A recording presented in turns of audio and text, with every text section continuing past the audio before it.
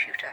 It's already programmed, and you don't have to type on little keys. All you do is put your hand on it. If people will accept the possibility of past life, I have a memory of working in the temples in Atlantis where they had crystal skulls. When you see it in a picture, it's beautiful. But when you see it in person, there's a beauty that you can really feel inside. Its supporters believe the Skull of Doom was created 3,500 years ago by an ancient American civilization obsessed with human sacrifice. That for centuries it lay undisturbed until the arrival of this man, Frederick Mitchell Hedges, an exotic English adventurer who some claim was a real-life inspiration for Indiana Jones. Mitchell Hedges was a lifelong rebel. In 1898, he dropped out of school at the age of 16 to travel to the Arctic. He claimed he fought alongside the Mexican revolutionary, Pancho Villa. He was alleged to be a spy for British naval intelligence. And later, he roamed the jungles of Central America in search of ancient remains. He was a man of action. He believed that you could not make great discoveries. You could not really understand what was going on unless you were out there, unless you were getting dirty, you were sweating, you were taking risks. And so he was at odds with a lot of the archaeological community for that reason. Mitchell Hedges had an eye for the giant catch, and for the ladies too, especially if she was a rich aristocrat.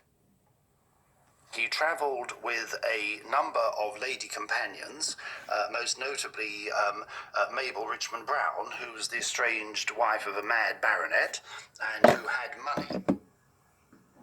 You know, most women particularly, they found Mitchell Hedges a very attractive person. He lived a dashing life. He was the ultimate swashbuckling, adventurer.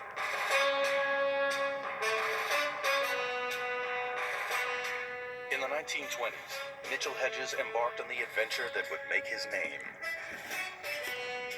He traveled to Lubantun in Central America to explore the 1,000-year-old ruins of the Mayan civilization. He made an extraordinary claim about the Mayans' connection with the legendary lost continent of Atlantis.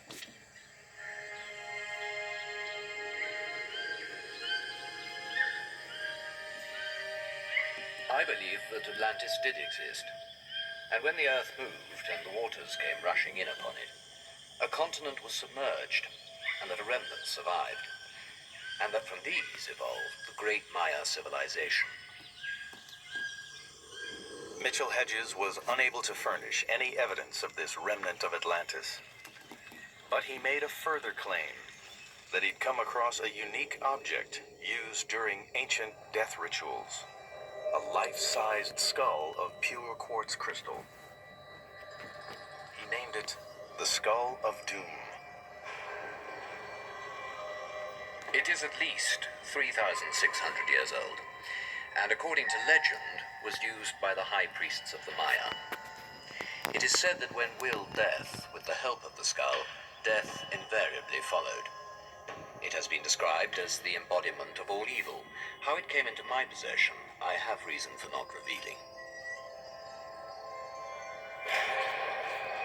Exactly how he'd discovered the Skull of Doom was a secret Frederick Mitchell Hedges would take to his grave.